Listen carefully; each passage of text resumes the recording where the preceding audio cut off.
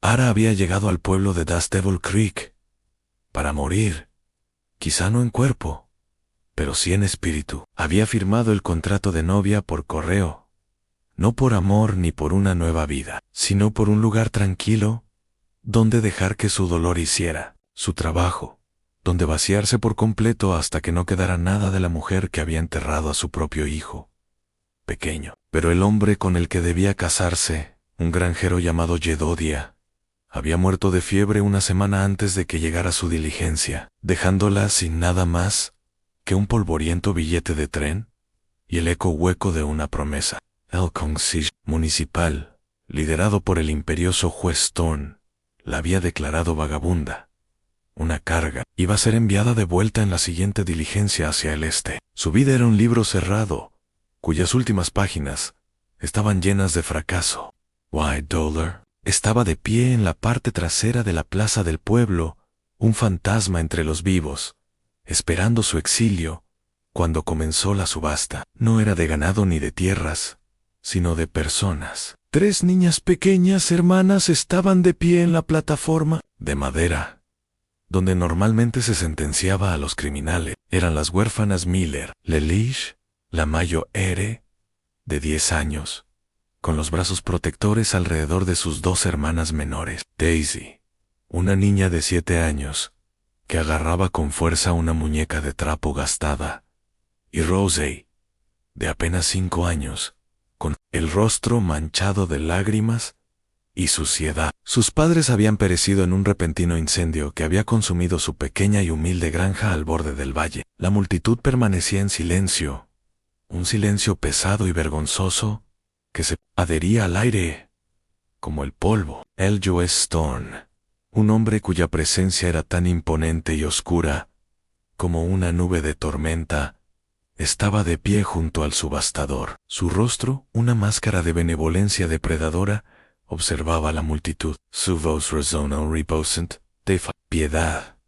Estos pobres niños necesitan un hogar, un lugar donde ganarse el sustento, una espalda fuerte para el trabajo en el campo, dijo, señalando a Lelish. Una mano ágil para los arreglos, añadió, señalando a Daisy.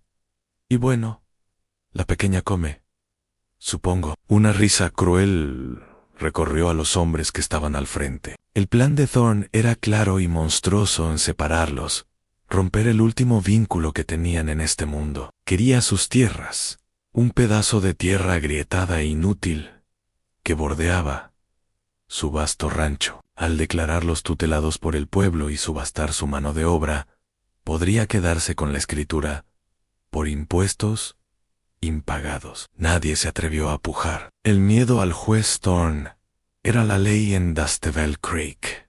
Era dueño del banco, del sheriff y del alma de casi todos los hombres presentes. El subastador pidió una puja, con la voz quebrada. Silencio, volvió a decir. Las niñas se acurrucaron más. Un pequeño islote de terror, en un mar de indiferencia. Y en ese momento, algo cambió en Ara. El dolor que la había envuelto se convirtió en fuego. No veía a 3 huérfanos, sino el reflejo de su propia desolación, la encarnación de un mundo que descartaba a los indefensos. Vio a su propio hijo perdido en sus ojos asustados, antes de darse cuenta de lo que hacía. Su voz, débil pero clara, rompió el silencio. Un grito ahogado, un suspiro colectivo, recorrió la multitud. Las cabezas se volvieron para mirar a la desconocida, la novia por encargo sin nada a su nombre. Los ojos del juez Thorne se entrecerraron en una mirada de pura malicia. ¿Y quién eres tú para pujar? ¿Mujer? Gruñó. No tienes propiedades, ni marido, ni posición aquí. Shelara dio un paso adelante, enderezando la espalda, con una fuerza que no sabía que poseía. Me llamo Ara, y pujo por los 3. Juntos, se rió Thorne, con un sonido áspero y desagradable. ¿Y con qué vas a pagar? Con tu dolor. Eres una porpa. El contrato que firmó mi prometido me garantizaba alojamiento y manutención durante 1 año, incluso en caso de fallecimiento. La ley es la ley. Juézanme, lo deben.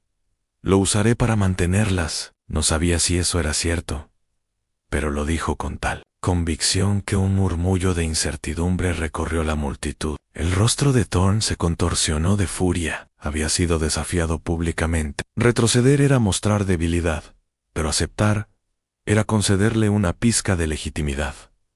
Está bien, siseó. Esa palabra era un dardo envenenado para el necio. Penal, llévatelas. Que se mueran de hambre en ese montón de rocas malditas que dejaron sus padres.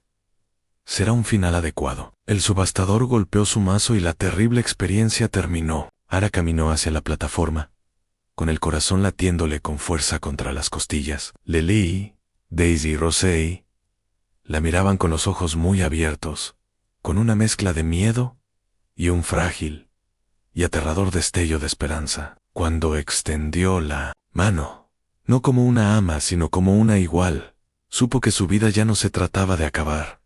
Era imposible, pero estaba empezando. Ara alejó a sus 3 pequeñas protegidas del silencio atónito de la plaza del pueblo, con las manos agarradas a la suya como si fuera lo único estable en un mundo que se había derrumbado bajo sus pies. La granja de los Miller estaba aún más desolada de lo que las crueles palabras de Thorn habían descrito. Era una cicatriz en la tierra, una colección de tablones desgastados y vallas rotas apiñadas contra el viento. La granja en sí era un esqueleto, con los huesos carbonizados por el fuego que se había llevado a sus padres. La única estructura que quedaba en pie era un pequeño granero en ruinas, que ahora tendría que servirles de hogar. En el interior, el aire estaba cargado con el olor a heno viejo y podredumbre. El polvo bailaba en los rayos de luz que atravesaban el techo en descomposición.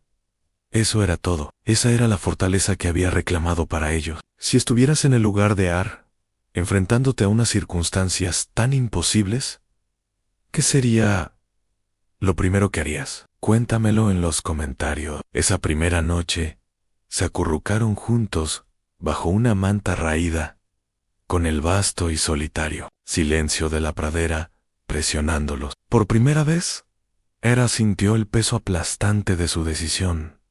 ¿Qué había hecho? Era una mujer que apenas podía alimentarse a sí misma, y ahora era responsable de 3 niños afligidos. A la mañana siguiente, la realidad de su situación llegó en forma de un hombre llamado Siles.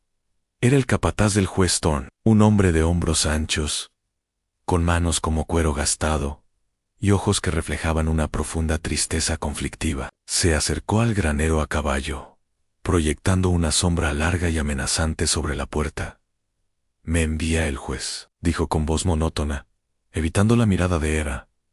«Quiere que sepas que la escritura de esta tierra volverá a manos del pueblo en 90 días, si no se pagan los impuestos sobre la propiedad, y como no tienes ingresos», dejó la amenaza en el aire. Ara se interpuso entre él y las niñas, como una leona que nunca supo qué podía hacer. «Dile al juez, Thorn, que nos las arreglaremos», dijo con voz firme. «Sí». Las miró más allá de ella, a los 3 pequeños rostros que se asomaban entre las sombras, y por un momento, la dureza de su expresión vaciló. Vio a su propia hija en los ojos asustados de Rosé. «No es un hombre paciente», dijo, su tono suavizándose casi imperceptiblemente. «Siempre consigue lo que quiere». Se tocó el sombrero, un gesto que parecía más una disculpa que una cortesía, y se alejó a caballo. El encuentro dejó a Ara conmocionada, pero decidida. La codicia de Thorn era una amenaza tangible, una cuenta atrás para su destrucción, pero también era una pista. ¿Por qué estaba tan desesperado por conseguir ese terreno sin valor? El suelo estaba completamente seco, y el viejo pozo vacío. No tenía sentido. En los días siguientes, comenzó a formarse una frágil rutina. Ara enseñó a las niñas lo poco que sabía sobre supervivencia. Parchearon los agujeros del techo del granero con barro y hierba. Buscaban cebollas silvestres y verduras duras y amargas. Lilith, seria y práctica, se convirtió en la segunda al mando de Ara. Daisy, callada y observadora, reveló un talento sorprendente para encontrar raíces comestibles, y la pequeña Rosey, con su risa inocente, comenzó a curar los pedazos destrozados del corazón de Aran, el recuerdo de su hijo perdido, que antes era una fuente de dolor insoportable. Se estaba transformando poco a poco. El amor que ya no podía dar a los suyos había encontrado un nuevo hogar. La alimentaba, le daba fuerzas y convertía su dolor en un escudo. Una noche, mientras estaban sentados alrededor de una pequeña hoguera, Lilith tomó la palabra. Piest, cavando un nuevo pozo, dijo en voz baja, señalando un montículo de tierra fresca, detrás de la casa quemada. Dijo que lo había encontrado. Dijo que lo cambiaría todo. Las palabras de la niña resonaron en la mente de Araran. Ann dijo que lo cambiaría todo. El pozo, a medio cavar, se convirtió en un faro de esperanza desesperada. Pero su problema inmediato era el hambre. Cuando Arara fue al pueblo a comprar harina y frijoles, se encontró con un muro de hostilidad silenciosa. El dueño de la tienda, el señor Henderson, un hombre cuya columna vertebral parecía haber sido extirpada quirúrgicamente, se negó a venderle nada. No puedo, Ara, le susurró, lanzando una mirada nerviosa por la ventana, como si el propio juez Ton fuera a aparecer de entre el polvo. El juez Ana ha prohibido a todo el mundo que haga negocios con vosotros. Dice que sois unos alborotadores. La noticia se extendió como una plaga. El herrero no les arreglaba las asadas rotas. El panadero la rechazaba. Los estaban matando de hambre sistemáticamente, aislados en su isla de rebeldía. Mientras Ton observaba desde su trono, esperando a que se rindieran, la desesperación, la carcomía, veía cómo las niñas adelgazaban y cómo la luz de sus ojos se apagaba con cada día que pasaba. La esperanza que había encendido se tambaleaba, amenazando con extinguirse por la presión cruel y calculada de un hombre poderoso. Si esta historia de valentía y resiliencia te inspira, dedica un momento a suscribirte al canal.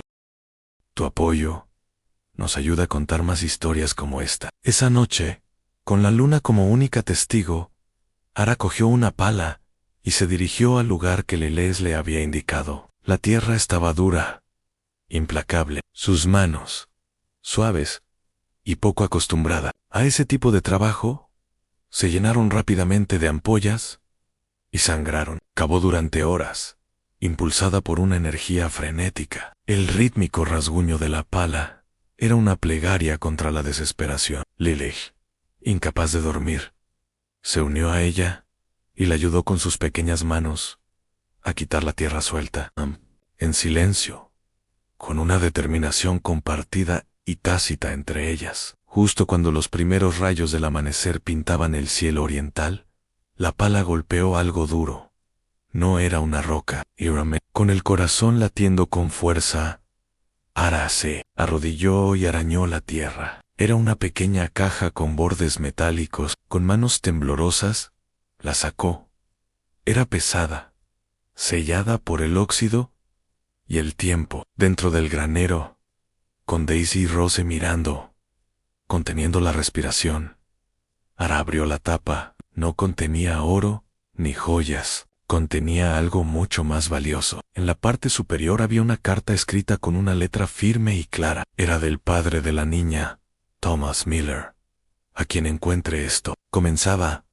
Sepa que el juez Thorne es un ladrón y un mentiroso. Ara se quedó helada mientras seguía leyendo. La carta lo explicaba todo. Años atrás, Thorne y el padre de Thomas habían sido socios. Juntos descubrieron la verdad sobre este valle. Todos los arroyos y pozos eran estacionales y se secaban durante los duros veranos, excepto uno, un manantial artesiano profundo y caudaloso. Un río de vida que fluía bajo la tierra. Se encontraba justo debajo de esta pequeña y modesta granja. El anciano Miller había registrado los derechos de agua principales ante el gobierno territorial, lo que convertía esta tierra en la más valiosa de toda la región. Thorne, consumido por la codicia, había falsificado una escritura, asesinado a su socio en un accidente simulado, y se había apoderado del territorio circundante, construyendo su imperio mediante el control del escaso agua del valle. Había permitido a la familia Miller vivir en sus tierras ancestrales, creyendo que desconocían la verdad que se escondía bajo sus pies. El incendio no había sido un accidente. Thorn lo había provocado para deshacerse por fin de los últimos Miller y apoderarse de la tierra antes de que nadie pudiera descubrir su secreto. Debajo de la carta estaba la prueba, la escritura original sellada por el gobierno que otorgaba la propiedad indiscutible y los derechos sobre el agua a la familia Miller. Ara miró a los 3 huérfanos, que no eran solo huérfanos, sino herederos, no eran indigentes, sino miembros de la realeza de un reino que les había sido arrebatado. Ahora comprendía que Thorn no solo intentaba adquirir un pedazo de tierra, intentaba enterrar una verdad que destrozaría todo su mundo, y ahora era ella quien tenía el martillo en sus manos. El conocimiento yacía en el pequeño granero como un barril de pólvora encendido. Ara ya no era solo una protectora, era la guardiana de una verdad tan poderosa que podía derribar a un tirano. Pero el poder y la verdad no servían de nada si morían con ella. Thorn no era un hombre que permitiera que un secreto así saliera a la luz. Sabía que él estaría vigilando. La visita de Silas era solo el principio. La mirada conflictiva del capataz era un pequeño consuelo, pero seguía siendo un hombre de Thorn. Por ahora, el siguiente movimiento tenía que ser suyo. ¿Pero qué podía hacer? ¿Entrar en la oficina del sheriff? El sheriff era un títere de Thorne, un hombre que pulía su placa con el dinero del juez. Tenía que conseguir la escritura del alguacil territorial en la capital, a más de 160 kilómetros de distancia. Era un viaje imposible para una mujer sola, con 3 hijos y sin recursos. El peso de esta nueva carga era inmenso. Sentía la mirada invisible de Thor sobre ellos constantemente. Cada ráfaga de viento sonaba como un caballo que se acercaba. Cada sombra parecía esconder una amenaza. Las niñas también sentían la tensión. El breve periodo de paz se rompió, sustituido por un miedo silencioso y punzante. Undeterred. Mientras intentaba encontrar una forma de reforzar la puerta del granero, vio acercarse a un jinete. No era Silas. Era el propio juez Thorn, flanqueado por 2 hombres armados que parecían esculpidos en granito y malicia. El pánico se apoderó de ella. Lo sabía, debía de haberlos visto cavando. Rápidamente escondió la caja debajo de una tabla suelta del suelo y empujó a las niñas detrás de ella, con su frágil cuerpo como escudo. Thorn desmontó. Sus botas crujían en la tierra seca con aire de absoluta propiedad. Su sonrisa era escalofriante, desprovista de toda calidez, la de un depredador saboreando su victoria. «Buenos días, señora», dijo con voz suave, como el aceite sobre una cuchilla. «Vengo con una generosa oferta. Comprendo su situación. Le daré $500, suficiente para llevarse a estas niñas y empezar una nueva vida lejos de aquí. Irá una fortuna, más dinero del que Ara había visto en su vida». Por un instante, la tentación fue una fuerza física, una sirena que prometía seguridad y el fin de esta lucha. Podía huir. Pero bajó la mirada hacia la mano de Lily, que se aferraba a su falda, hacia los ojos muy abiertos y aterrorizados de Daisy, y hacia Rosey, que se escondía detrás de sus piernas. Pensó en sus padres, asesinados por esta misma tierra. No era seguridad, era complicidad. «La tierra no está en venta», dijo Ara con voz temblorosa, pero firme. La sonrisa de Thorn se desvaneció. «No te lo estoy pidiendo». Dio un paso adelante. No era una oferta, era una orden. «Tengo aquí mismo los documentos que declaran esta propiedad abandonada y condenada. ¿Se irán o serán expulsados?». Asintió a sus hombres, que desmontaron y posaron las manos sobre las armas que llevaban en la cadera. Había llegado el momento, la confrontación final. El granero parecía pequeño, una trampa a punto de cerrarse. Justo cuando uno de los hombres se acercaba a ella, otra voz cortó el aire tenso. «Ya es suficiente, juezan». Todos se volvieron. Era Silas, el capataz de Thorn, sentado a caballo a poca distancia, con un rifle apoyado en el regazo. Su rostro serio y decidido. El conflicto en sus ojos había desaparecido, sustituido por la determinación. ¿Silas? ¿Qué significa esto?, rugió Thorne, con el rostro teñido de púrpura. Vuelve al rancho. Ya no voy a aceptar órdenes tuyas. Juez, dijo Silas con calma. Ya estoy harto de ser el verdugo de la gente honrada. Antes de que Thorne pudiera reaccionar, se produjo una segunda sorpresa. El médico del pueblo, un hombre tranquilo y respetado, llamado Dr. Adams, apareció detrás de los restos carbonizados de la granja, seguido por una docena de granjeros, todos armados con rifles de caza y pistolas afiladas. El Dr. Adams sostenía un medallón de plata. Thomas Miller me dio esto el día antes del incendio, anunció con voz autoritaria. Me dijo que si le pasaba algo, debía proteger a su familia. Parece que he tardado en cumplir mi promesa, descubrieron los granjeros, con expresiones sombrías. Eran hombres que habían sido oprimidos durante años por el control de Thorne sobre el agua, hombres que habían tenido demasiado miedo de luchar solos, pero que habían encontrado valor en el número. La marea había cambiado. Thorne estaba rodeado. Su poder se evaporaba bajo el sol abrasador. Miró a los granjeros armados y luego a su propio capataz, en conflicto, con el rostro convertido en una máscara de incredulidad y furia pura. Ahara aprovechó el momento. Con todos los ojos puestos en ella, metió la mano bajo el suelo, sacó la escritura y la levantó en alto. Esta tierra nunca fue tuya, juez, declaró con voz llena de ira justificada. Este documento demuestra que eres un ladrón y un asesino. El papel, viejo y amarillento, parecía brillar a la luz del sol, un faro de justicia en un valle que llevaba demasiado tiempo sin conocerla. La visión de la escritura original, sostenida con firmeza en la temblorosa mano de Ahara, fue como un rayo en el enfrentamiento que se había formado en la tienda. Los granjeros murmuraron, y sus sospechas sobre Thorne se convirtieron en una fría certeza en el rostro del juez. Ya contorsionado por la rabia, se convirtió en un aterrador lienzo de pura desesperación. Su imperio se había construido sobre una única mentira vital: el control del agua. Y esa mentira había quedado al descubierto.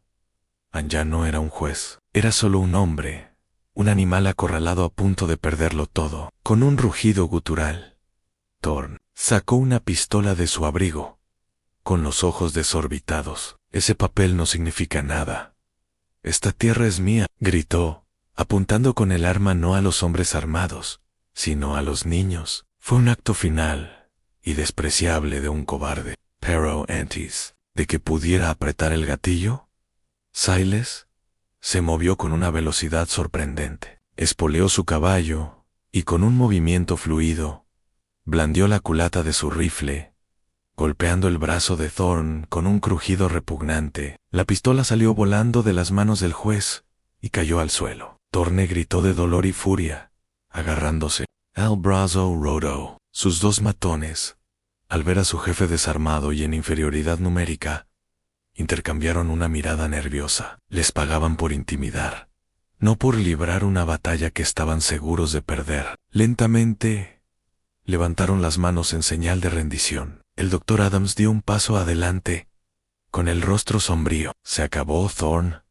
Tu reinado de terror en este valle ha terminado. Los granjeros se acercaron con sus rifles apuntando, con una mezcla de alivio y rabia reprimida en sus rostros. El poder que Thorne había ejercido a través del miedo se desvaneció en un instante, dejando solo a un hombre apático y destrozado. El resultado inmediato fue un torbellino de acciones decisivas. Los granjeros, ahora convertidos en una milicia improvisada de justicia, detuvieron a Thorne y a sus hombres. Silas, con el rostro marcado por la gravedad.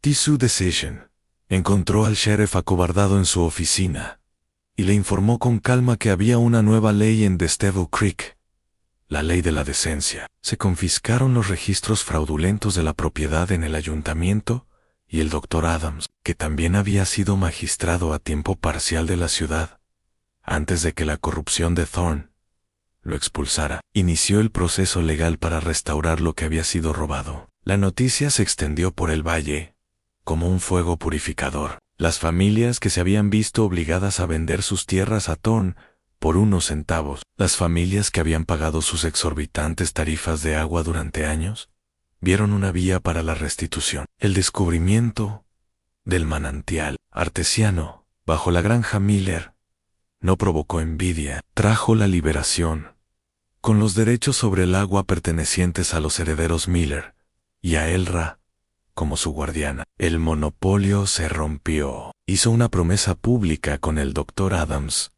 como testigo. El agua se compartiría de forma justa y asequible con todos sus vecinos. El valle podría finalmente florecer como siempre había estado destinado. En la quietud que siguió a la tormenta, Ara se quedó de pie con Lilish, Daisy y Rose, contemplando la tierra que ahora era verdaderamente suya. Ya no parecía un montón de rocas desolado, parecía una promesa, parecía un futuro. Lily deslizó su mano en la de Ar.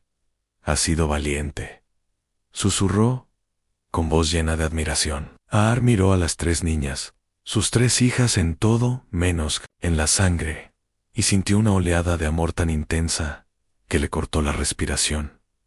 El vacío de su corazón se llenó. El dolor no había desaparecido, pero había adquirido un nuevo propósito. Se había convertido en los cimientos de una nueva familia construida, no sobre la conveniencia de un contratista, sino sobre el coraje y la lucha compartida por la supervivencia. La solitaria y destrozada novia por encargo había desaparecido. En su lugar se encontraba una madre, una terrateniente y una heroína silenciosa, que había devuelto la esperanza a todo un valle. El sol comenzó a ponerse, pintando el cielo de tonos naranjas y morados. Y por primera vez desde que había llegado a Dust Devil Creek, Ara sintió el calor de un hogar. Había venido aquí para dejar que su vida terminara, pero, en cambio, ella y tres niñas pequeñas acababan de empezar a vivir. La historia no termina aquí. Comenzaba un nuevo capítulo para Ara y todo el valle, para ver qué pasó después con el juez Thorne